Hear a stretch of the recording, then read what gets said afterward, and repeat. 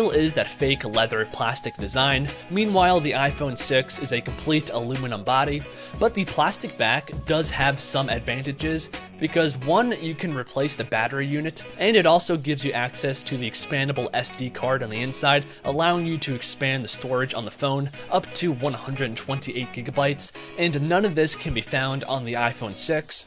So when it comes to the build quality, I'm going to have to say that this is a tie because yes, the iPhone 6 does have the full aluminum body, but the Note does implement metal on the sides, and it does give you full access to the inside of the phone, allowing you, like I said, to take out the battery, expand the storage on the phone, and so on.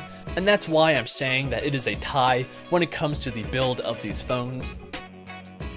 So next up is the camera unit on these phones. So the iPhone 6 has a new 8 megapixel camera on the back that goes down to f2.2, and it does implement a new sensor behind the glass that should give you, combined with the new Apple A8 chip, good looking photos.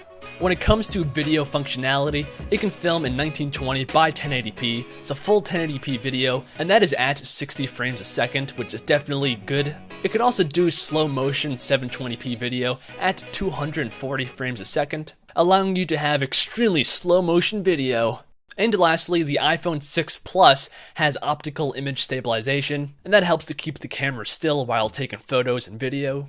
And it also has a 1.2 megapixel selfie taking machine. Now moving back to the Note, this is equipped with a Sony-made 16 megapixel lens, which is going to give you fantastic high-resolution photos and videos. And speaking of video, this is where the Note really pulls ahead of the iPhone 6 Plus because it can film in full 4K resolution, and this means that it can film in 2160p in comparison to the iPhone 6 Plus that can only do 1080p. And it does film this in 30 frames a second, but it can also do 1080p video at 60 frames a second. So same as the iPhone 6.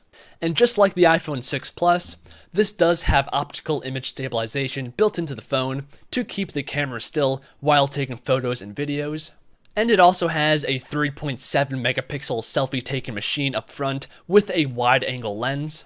So to conclude this section, I think it's obvious that the Note does have a clear advantage.